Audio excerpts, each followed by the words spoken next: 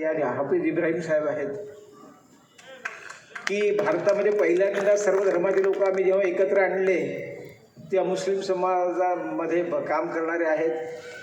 पहिल्या लग्नापासून मला सर्व प्रकारची मदत करणारे डॉक्टर अनिल पटेल साहेब या ठिकाणी बसलेले आहेत.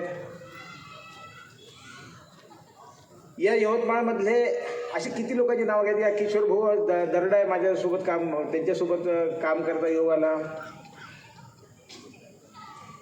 याशिवाय काही या ठिकाणी नसलेले आहेत साहेब हे बुटले सर म्हणून होते. या मी ही कल्पना मांडली तेव्हा ती सत्यसाई संघटनेचे यवतमाळ जिल्ह्याचे अध्यक्ष होते. त्यांनी पटकन उचलून धरलं, पूर्ण मार्गदर्शन केलं. सत्यसाई सेवा संघटनेचे पदाधिकारी होते.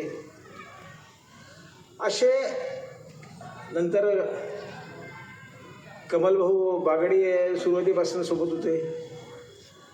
त्यानंतर अजयभाऊ मुंदडा आहे, दिल्लीमाने मंत्री पण आता जुळले आहेत. अशा अनेक लोक हे सत्यसाई संघटनेचे लोक, सत्यसाई संघटनेच्या बाहेरचे लोक, हा सर्व मिळून.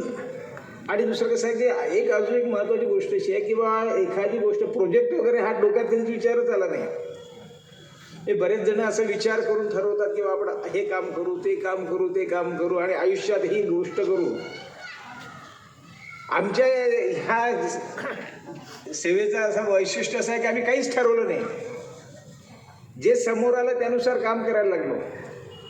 आणि या सर्व घटनेमध्ये जो परिणाम जो आहे हा मला दोन गोष्टी, दोघांचा परिणाम जास्त. एक माझे पूर्वज ज्याला म्हणता येईल की डॉक्टर बाबासाहेब नंदुरकर, की ज्यांचा माझ्या पूर्वजांचा कधी उल्लेख झाला नाही किंवा आम्ही कधी केलाच नाही, पण आज मला या निमित्ताने त्यांचं स्मरण होऊन राहिलेलं आहे की बाबासाहेब नंदुरकर जे म्हणजे सर्वात म्हणजे 1913 स्वातंत्र्यासाठी रस्टिकेट झालेले विद्यार्थी आहेत.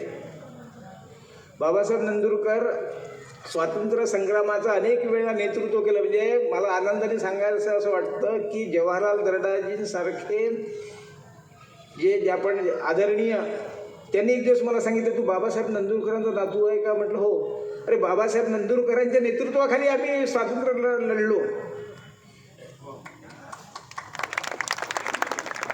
आमदार झाल्यानंतर फक्त ध्यास होता की बा आपल्या भागामध्ये महाराष्ट्रामधल्या लोकांना औषधं मिळाले पाहिजे. त्यावेळेला मेडिकल सोय नव्हती म्हणून होमिओपॅथीसाठी आयुष्य करायचं. एक दिवस शपथ घेतली की यानंतर ही टर्म संपल्या तर मी स्टेजवर कधी राजकारणात जाणार नाही आणि पूर्ण आयुष्य होमिओपॅथीसाठी वाढवून घेतलं. हा एक जसं आजोबा आहेत, वडील आहेत,